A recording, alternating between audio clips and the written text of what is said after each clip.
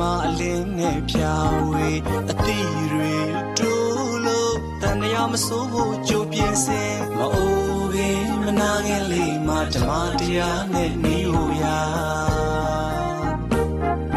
ငါမတော်ခန္ဓာဝန်တို့ဝန်မိုးကြီးကိုပိုက်မိုက်ခဲ့သမျှအမောင်တကားလင်းလဲလို့ဤချမ်းကြစီလို့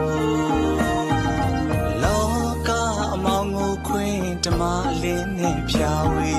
အသီးတွေတိုးလို့တန်ရာမစိုးဖို့ကြိုးပြင်းစဲမအိုးခင်မနာခင်လေးမှဓမ္မတရားနဲ့နေဟူရာငါမတော်ခန္ဓာဝန်တို့ဝန်မိုးကြီးကိုပိုက်မိုက်ခဲ့သမျှအမောင်တကားလင်းလဲလို့ဤချမ်းကြစီလို့